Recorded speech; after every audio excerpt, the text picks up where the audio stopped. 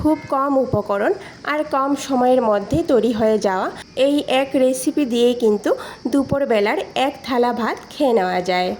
সব সময় একঘেয়ে রান্না না করে আপনারা একটু অন্যরকমভাবে ট্রাই করে দেখতে পারেন। এই রেসিপিটা আপনারা একবার বাড়িতে ট্রাই করে দেখুন, খুব মজা হয় খেতে। রাধে কৃষ্ণ বন্ধুরা, আমি টুলটুল, আর এই টুলটুলের রান্নাঘরে আপনাদের সবাইকে স্বাগত। তাহলে চলুন আমি এই রেসিপিটা কি করে তৈরি করছি দেখে নেওয়া যাক। সবার প্রথম চায়ের কাপ মেপে 1 কাপ মসুর ডালকে ভালো করে ধুয়ে 1 ঘন্টার জন্য ভিজিয়ে রেখেছিলাম।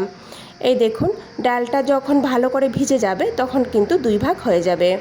এবার ডালের জল ঝরিয়ে একটা মিক্সি জারের মধ্যে নিয়ে নেব। সম্পূর্ণ ডাল মিক্সি জারের মধ্যে নেওয়া হয়ে গেলে তার সঙ্গে 3 থেকে 4টা কাঁচামরিচ আর 1/2 ইঞ্চ পরিমাণ আদা দিয়ে দেব।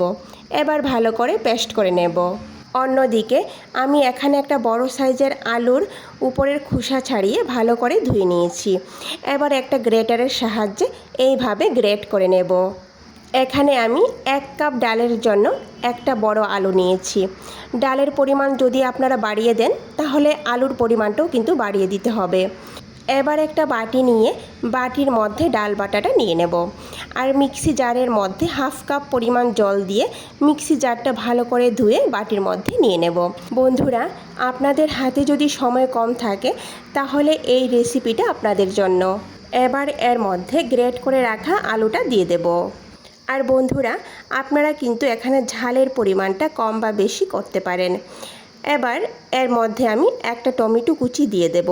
আর টমেটোর যে বিচিগুলি সেগুলি আমি ফেলে দিয়েছি। একটা কাঁচামরিচ কুচি দিয়ে দেব। পরিমাণ মতো লবণ দিয়ে দেব। তার সঙ্গে 1 চামচের 4 ভাগের 1 ভাগ লাল মরিচ গুঁড়ো দিয়ে দেব। 1 চামচের 4 ভাগের 1 ভাগ হলুদ গুঁড়ো দিয়ে দেব। খুব সামান্য পরিমাণ কসুরি মেথি দিয়ে দেব। কসুরি মেথিটা কিন্তু অবশ্যই দিতে হবে, এর টেস্ট কিন্তু খুব ভালো আসে। তারপর খুব বেশি পরিমাণ ধনেপাতা কুচি দিয়ে দেব। এবার সমস্ত উপকরণগুলো ভালো করে মিশিয়ে নেব। আপনারা যদি চান তাহলে এখানে 2 চামচ পরিমাণ বেসনও ব্যবহার করতে পারেন। এখানে যদি 2 চামচ আপনারা বেসন দেন তাহলে রেসিপিটা পুরোটাই ক্রাঞ্চি হবে। আর যদি বেসন না দেন তাহলে বাইরের জায়গাটা ক্রাঞ্চি হবে আর ভিতরটা একটু সফট থাকবে।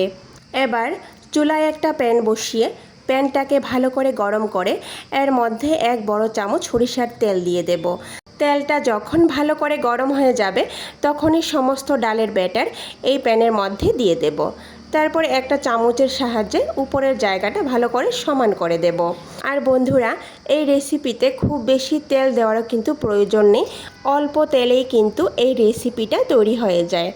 এইভাবে চামচের সাহায্যে উপরের জায়গাটা সমান করে দিয়ে একদম কম আঁচে 5 মিনিটের জন্য ঢেকে রাখবো।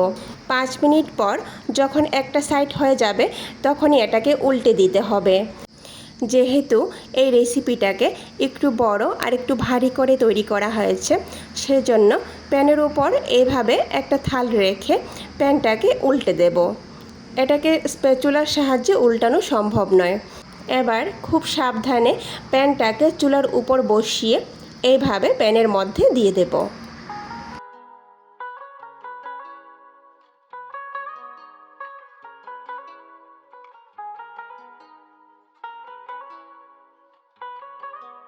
এবার খুব সামান্য পরিমাণ সরিষার তেল এর উপর ছড়িয়ে দেব। ছড়িয়ে দিয়ে ঢেকে কম আঁচে 5 থেকে 6 মিনিটের জন্য রান্না হতে দেব। 6 মিনিট পর একটা থালার মধ্যে নিয়ে এর উপর 1 চামচ পরিমাণ বাটার দিয়ে বাটার পুরো রেসিপির মধ্যে এইভাবে লাগিয়ে নেব। তারপর পরিবেশন করে নেব। তো বন্ধুরা, তৈরি হয়ে গেল আমাদের মসুর ডালের অমলেট। এই এক অমলেট দিয়ে কিন্তু পুরো থালার ভাত নিমিষে শেষ হয়ে যাবে। ভিডিওটি সম্পূর্ণ দেখার অনুরোধ রইল। কেমন হয়েছে কমেন্ট করে নিশ্চয়ই জানাবেন। আর যদি ভালো লেগে থাকে তাহলে সবার শেষে লাইক, শেয়ার আর সাবস্ক্রাইব করে দেবেন। নমস্কার, আজকে এই পর্যন্তই। কথা হবে আবারও পরের ভিডিওতে।